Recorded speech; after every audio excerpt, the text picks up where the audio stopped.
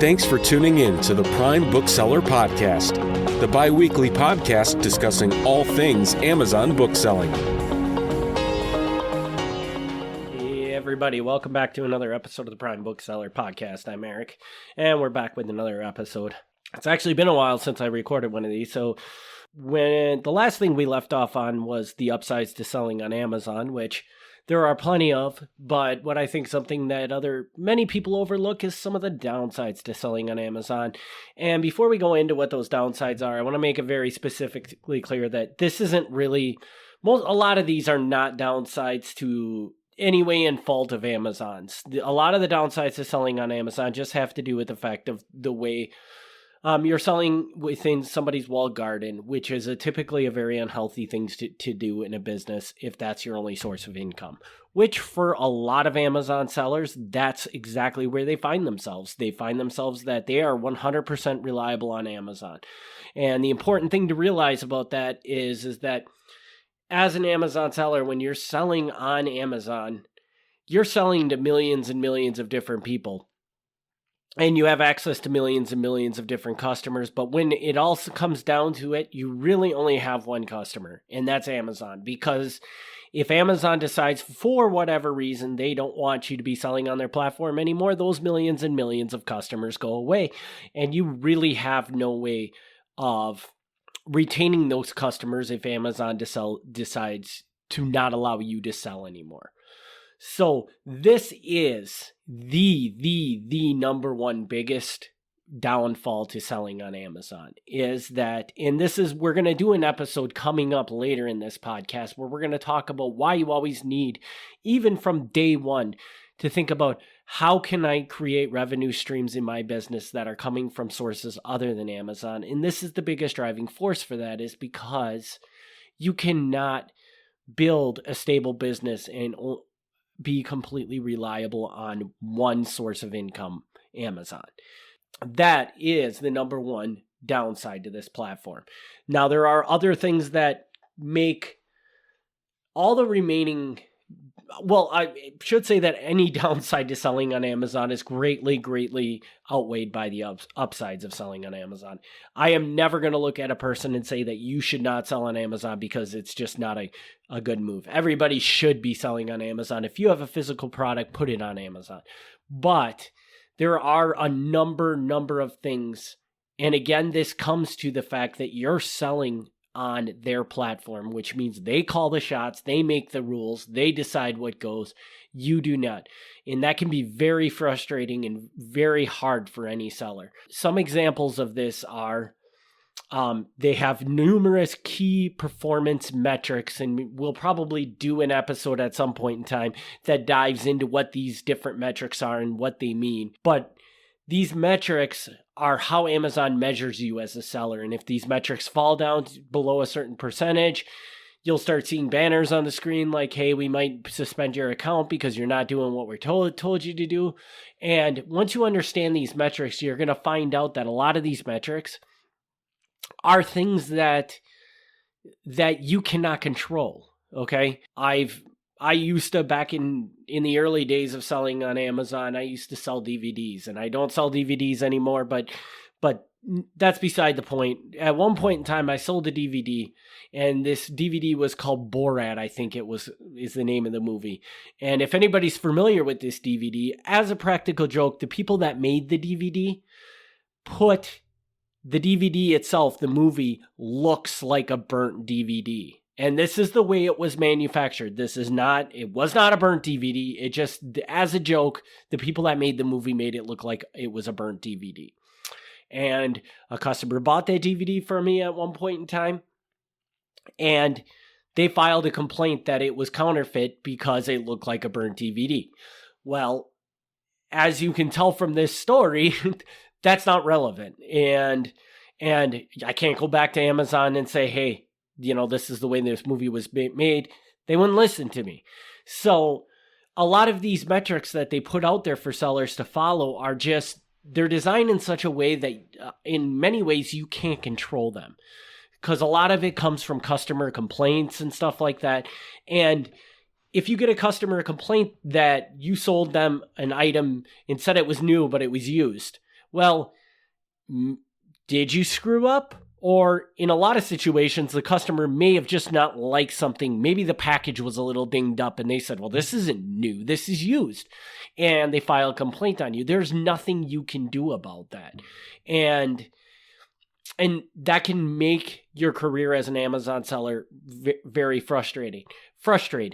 Again, I want to go back to the fact that most of these things you learn to deal with, you start to understand these metrics, and you understand that sometimes these metrics are going to hit your account and there's just going to be nothing you can do about it. And the most important thing, as long as, in most of my experiences, as long as you are above board, you're not really doing something wrong. Yes, you're going to get dinged with these every once in a while, but for the most part, you'll never get dinged enough unless you're actually doing something wrong that it will affect your account. But these things can be very frustrating, and it can also be just, it makes you rethink the whole business model when you see these things come through and be like, oh my God, am my account going to get suspended for something that I have no control over?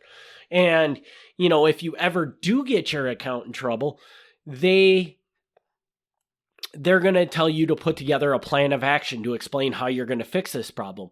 Well, try to sit down and write a plan of action of how you're going to explain to your customer that the CD was manufactured by the company to be burnt and not a legit. It's just designed to look that way, and that it's not a burnt CD. You can't draft a response to Amazon to justify that. It's just one of these things that cannot be done. So these challenges can become very frustrating. Now, again, I don't want these downsides to be something that turns anybody away from trying this business, because, like I said, the upsides are far greater. But it's like anything, there is going to be downsides to everything you do. And performance metrics, are a huge driving force of that downside.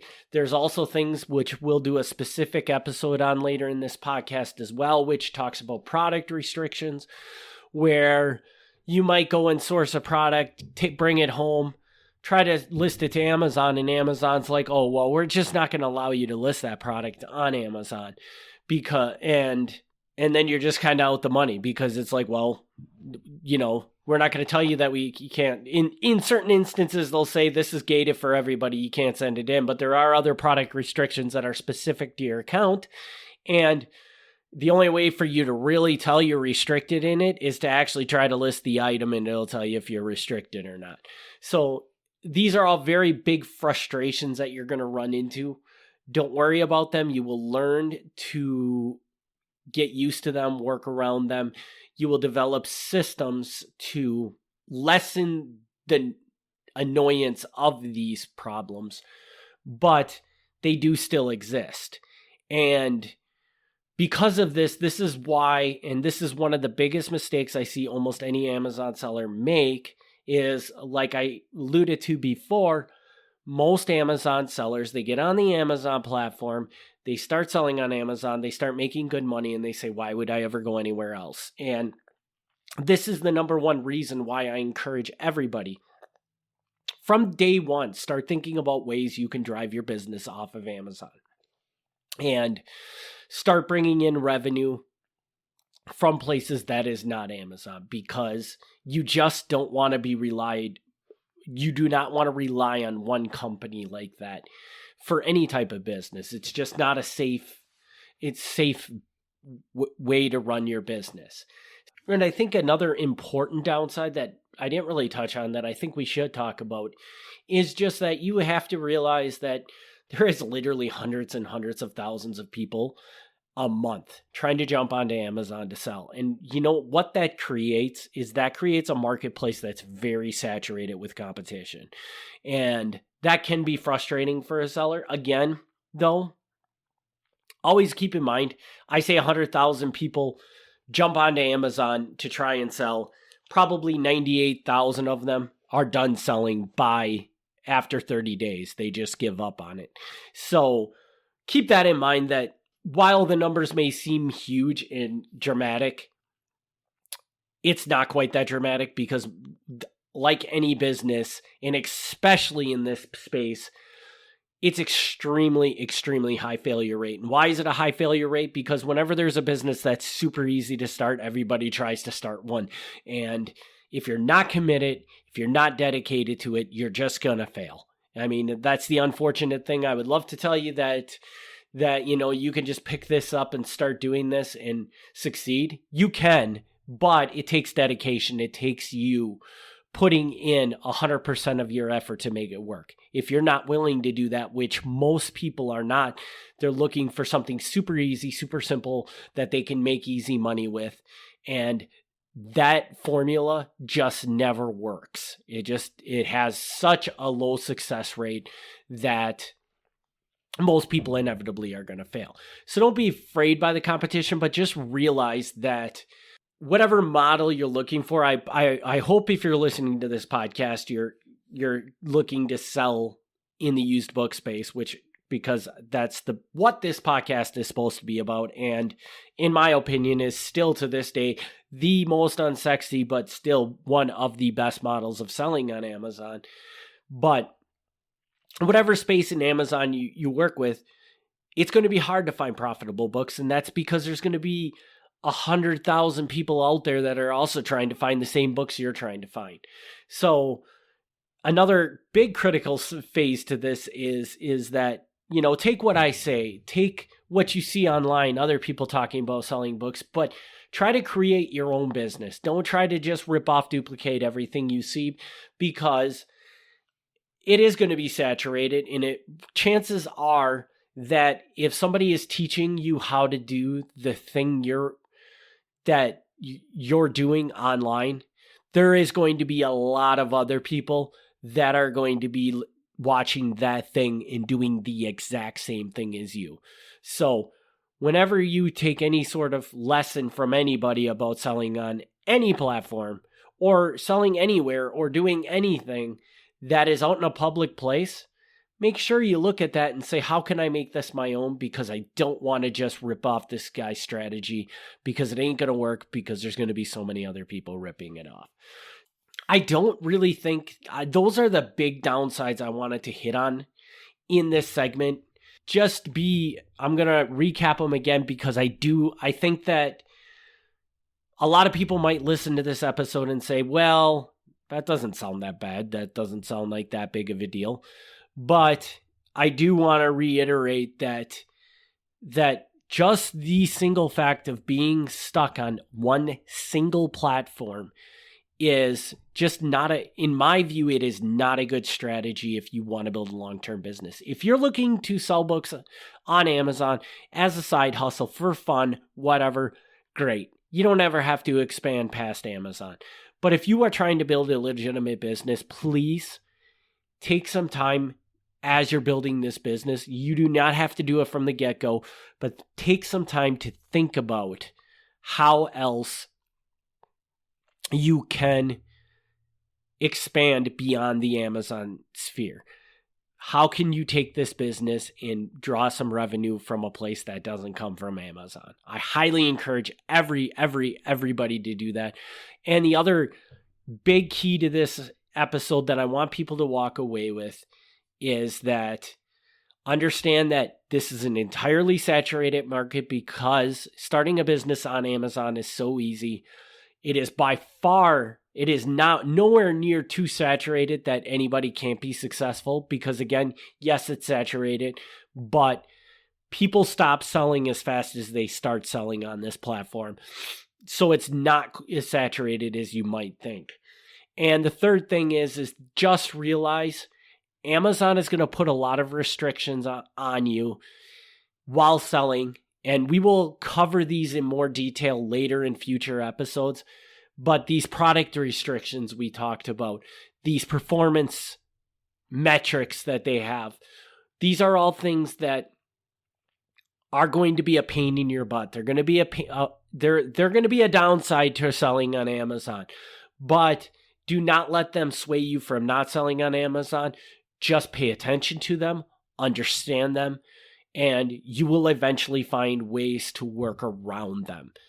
And when I say work around them, do not do shady things to try and like pad the numbers or something, but just you're going to understand what the metrics are, and you're going to realize when one comes through, you're going to look at it and you're going to say, you know what, that one came through, that sucks, but there's nothing I can do about it. With that, I'm going to wrap this episode up. As always, if you do have questions coming from this podcast, please reach out to me. The email address is sales, SALES, at Kings, KINGRS, ridgemedia.com. As well, do check out our show notes. We do have multiple services for booksellers that are very helpful, and I would encourage anybody to check them out if you're interested in growing your business. We have options of sourcing inventory.